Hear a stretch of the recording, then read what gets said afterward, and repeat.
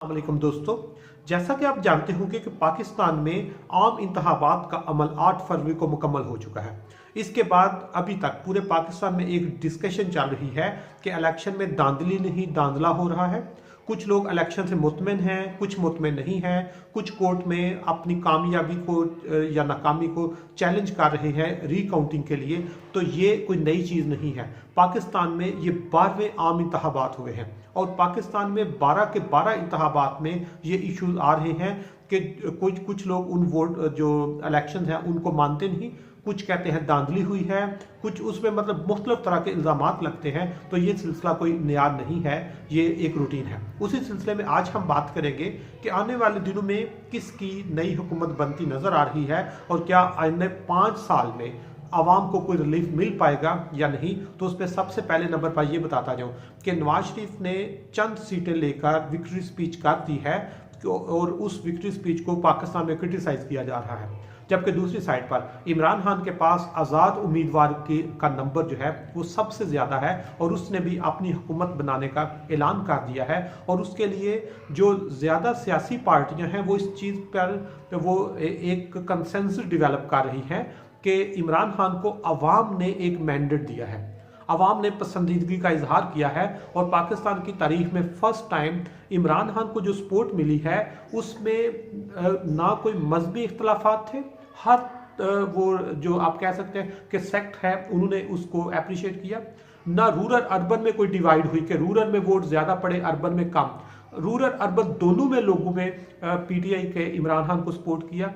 फिर gender based अगर देखा जाए तो कोई फीमेल मेल में डिस्क्रिमिनेशन नहीं हुई, हर बंदे ने इमरान खान को या उनका जिस तरह का भी उम्मीदवार खड़ा हुआ है उसने चाहे इलेक्शन कैंपेन की है या नहीं, वो पाकिस्तान में था या पाकिस्तान से बाहर था, उसकी रिप्यूट अच्छी थी या बुरी, लोगों ने इमरान खान को वोट दिया है।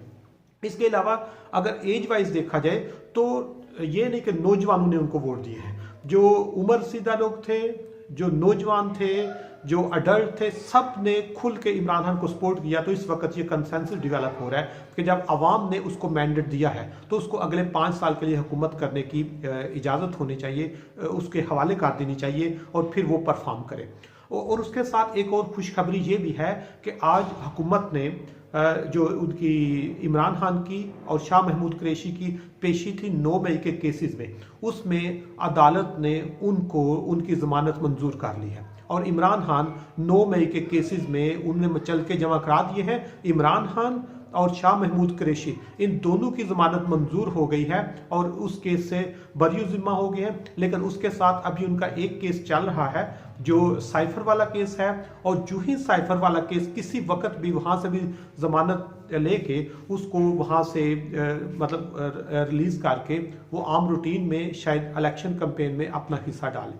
तो इसलिए इस वक्त जो सिचुएशन है वो उसके लिए बहुत सपोर्टिव, वो चाहे अवाम का वोट है, वो चाहे बाकी पॉलिटिकल पार्टीज की नज़र में उसकी रिस्पेक्ट, चाहे पाकिस्तानी अदारे जो है वो भी इमरान खान को एक बड़ा डिफरेंट एंगल से देख रहे हैं, क्योंकि अवाम के मैंडेट का एहतराम उनकी मजबूरी है, क्योंकि हम 21st सेंचुरी में हैं। यहाँ पे हम किसी चीज़ को इग्नोर नहीं कर सकते, पूरी दुनिया किसी चीज़ को इग्नोर नहीं कर सकती। अब हम बात करते हैं कि क्या आने वाले जो 5 साल हैं अवाम को रिलीफ मिलेगा या नहीं। तो उसमें एक चीज़ कन्फर्म है कि पाकिस्तान पर इस वक्त जो इकोनॉमिक इंडिकेटर है, इकोनॉमिक कंडीशन है, वो बहुत क्रिटिकल है। पाकिस्तान पर कर्जे का बोझ इतना ज़्यादा है कि हम सिर्फ कर्जे की जो किस्त है और उस पर जो इंटरेस्ट है उसको पे करने के लिए भी हमें कम से कम 15 से 20 अरब डॉलर जो हैं वो डिज़ायर होंगे, जो हमने यकीनन एक नया कर्जा लेकर उसको पूरा करना होगा, जिससे जो इकोनॉमिक प्रेशर है वो बढ़ता ही जाएगा।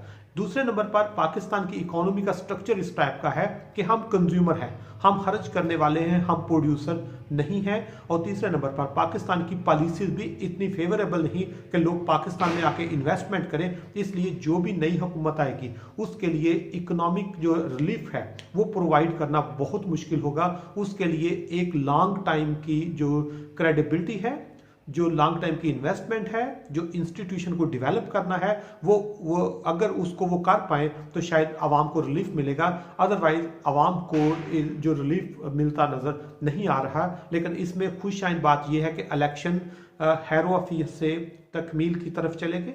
नई हुकूमत अगले 1 से 2 हफ्ते तक बन जाएगी, और यकीनन जब उन्होंने 5 साल के लिए जो भी हुकूमत आएगी वो अगर 5 साल तक उन्होंने चलना है तो उसके लिए उनको कोई ना कोई सॉलिड पॉलिसी, क्योंकि उन्होंने ये चीज़ देख ली है कि अगर वोट लेना है, आवाम को कन्विंस करना है तो परफॉर्म करना होगा, अदरवाइज इसका कोई सोल्यूशन ही। और अगर कोई भी हुकूमत अच्छे तरीके से परफॉर्म करती है तो मुल्क स्टेबिलिटी की तरफ जाएगा, आवाम को रिलीफ मिलेगा, और आने वाले दिन हमारी जो रिप्यूट है वो काफ़ी हद तक बेहतर हो सकती है।